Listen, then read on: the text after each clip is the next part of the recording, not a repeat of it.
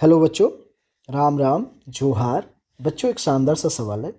आइए इस सवाल को अपन लोग करते हैं। सबसे पहले क्वेश्चन में क्या बोला गया है, ध्यान से समझते हैं।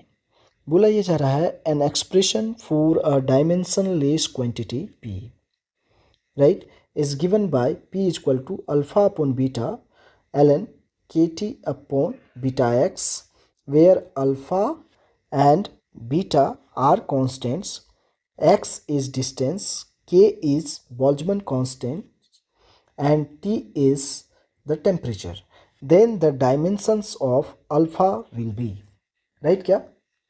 चलिए यहाँ पे ध्यान से समझते हैं सवाल को। तो सबसे पहले जो एक्सप्रेशन अपन को दिया हुआ है उसको मैं यहाँ पे लिख लेता हूँ, राइट ना। तो अपन को एक्सप्रेशन दिया है P is equal to alpha upon beta ln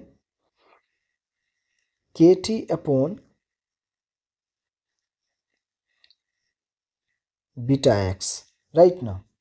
okay, तो ln ये जो देख रहे हैं आप, ये लॉग फंक्शन है, ठीक है। तो जैसे ट्रिगोनोमेट्रिक फंक्शन, लॉग फंक्शन, ये सब क्या होते हैं, डायमेंशनलेस होते हैं। तो ये पूरा टर्म यदि मैं देखूंगा तो ये पूरा टर्म को यदि लेंगे तो ये पूरा टर्म ही डायमेंशनलेस हो जाएगा, राइट ना। तो अब हम लोगों को सबसे पहली बात यहाँ पे बोला है कि अल्फ़ा का डायमेंशंस बताइए।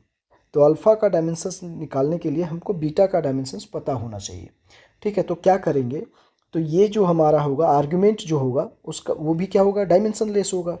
तो यहाँ पे मैं ऐसा कर सकता हूँ, और यहाँ पे p जो पहले ही बोल रखा है, यहाँ पे देखिए ध्यान से कि डायमेंशनलेस क्वांटिटी p जो हमारा है वो डायमेंशनलेस है, ठीक है। तो ये देखिए पूरा जो ये टर्म हो जाएगा k t upon beta x is equal to, ये क्या हो जाएगा, डायमेंशन लेस हो जाएगा, राइट ना। ओके, तो हमको चाहिए बीटा का।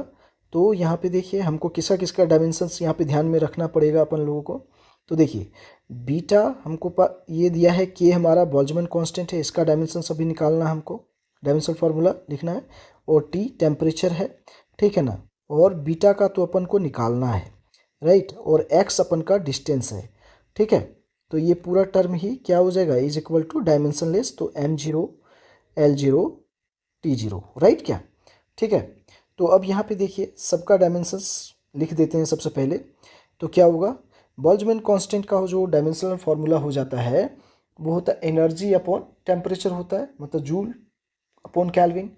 तो यहाँ पे इसका डायमेंशनल फार्मूला हो जाएगा ml2 t-2 और ये θ-1 हो जाएगा, राइट क्या। ये बोल्ट्जमैन कांस्टेंट का डायमेंशनल फार्मूला हो गया। और T हमारा टेम्परेचर है तो थीटा, और यहाँ पे यदि देखें तो ये θ1 हो जाएगा। अपोन में ये अपन का बीटा का तो निकालना है अपन का, और x क्या है अपन का, डिस्टेंस है। तो देखिए L से एक L गया, और यहाँ पे देखिए ये प्लस θ1 है, मतलब θ1, और ये θ-1 है, तो ये भी कैंसिल हो जाएगा। और यहाँ पे देखिए तो ये हो गया m0 l0 t0, राइट क्या। तो यहाँ पे थोड़ा सा आप ध्यान देंगे आप लोग। तो बीटा का डायमेंशंस यदि सॉल्व करके निकालें तो बीटा इज इक्वल टू हो जाएगा m l t-2। देखो यही हो जाएगा, बीटा इज इक्वल टू ये आ जाएगा m l t-2, ठीक है ना। तो यहाँ पे बीटा का डायमेंशंस अपन को पता चल गया, राइट। अब यहाँ पे इक्वेशन में देखिए तो ये पूरा टर्म जो होगा अपन का, यहाँ पे देखिए ये जो पूरा टर्म होगा ये डायमेंशनलेस हो जाएगा, ठीक है। और ये ऑलरेडी डायमेंशनलेस बोल रखा है अपन को क्वेश्चन में, ठीक है ना। तो यहाँ पे देखिए मैं इसको ऐसे लिख सकता हूँ क्या, देखो जो यहाँ पे P क्या हमारा डायमेंशनलेस है, तो P को मैं डायमेंशनलेस लिख देता हूँ यहाँ पे। तो क्या हो जाएगा m0 l0 t0 is equal to, अपन को अल्फा का डायमेंशन चाहिए, ठीक है, अपॉन बीटा। ये रिलेशन को मैंने डायरेक्ट यहाँ पे लिख दिया, देखो ये वाला रिलेशन को, ठीक है ना, समझ में आ गया। ये तो पूरा डायमेंशनलेस है, ठीक है। तो यहाँ पे देखिए आप लोग अब क्या करें, तो बीटा का तो अपन को पता है, तो अल्फ़ा का डायमेंशंस क्या हो जाएगा, देखिए ये इधर आके तो ये हो जाएगा m0 l0 T0 और बीटा का अपन अभी यहाँ पे निकाले, देखिए यहाँ पे है ना, तो क्या हो गया ML_T-2। सो अल्फा का भी डायमेंशंस क्या आ गया जो बीटा का है, ML_T-2। तो यही इस सवाल का क्या हो गया बच्चों, आंसर हो गया। राइट, क्या क्लियर, यहाँ तक बात समझ में आ गई आप लोगों को?